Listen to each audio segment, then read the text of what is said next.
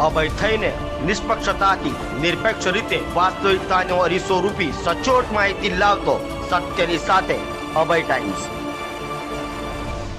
સુરતમાં SGFI બાસ્કેટબોલની સ્પર્ધાનું આયોજન કરાયું હતું, જેમાં વિદ્યાર્થીઓએ ઉત્સાહભેર ભાગ લીધો હતો।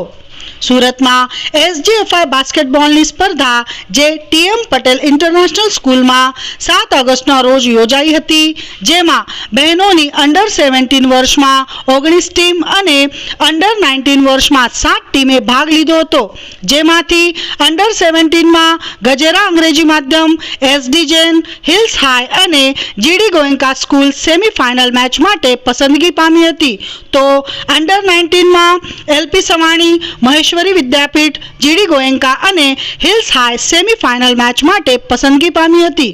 મનીષ બુટાની TM પટેલ ઇન્ટરનેશનલ સ્કૂલના સ્પોર્ટ્સ ઇન્ચાર્જ છું। આજે અમારી સ્કૂલમાં SGFIની બાસ્કેટબોલની ટુર્નામેન્ટનું આયોજન થયેલું છે, જેમાં આજે ગર્લ્સની અંડર 17 અને અંડર 19ની 27 સ્કૂલોએ ભાગ લીધેલો છે।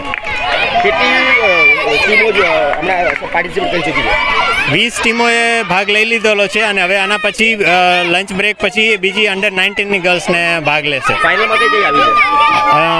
એક અમારી TM પટેલ સ્કૂલ આવી છે અને બીજી શેડ્યુલ જો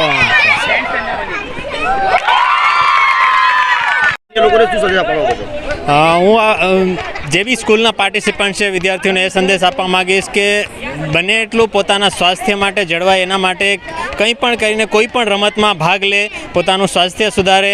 અને અત્યારે જે ઓલિમ્પિક ગેમ્સ ચાલે છે પેરિસમાં, એમાં પણ આપણું અચીવમેન્ટ જે સ્પેશિયલી ગર્લ્સનું અચીવમેન્ટ છે, જે આપણને 2 મેડલ મળ્યા છે શૂટિંગમાં અને રેસલિંગમાં પણ ફાઇનલમાં આપણે પહોંચી ગયા છે, તો એવી આપણે બી ગમે તે રીતે મહેનત કરીને જ્યાં પણ ફેસિલિટી મળતી હોય એને આગળ વધારવી જોઈએ, એ ખાસ મારે બધા સ્ટુડન્ટ્સને રિક્વેસ્ટ છે।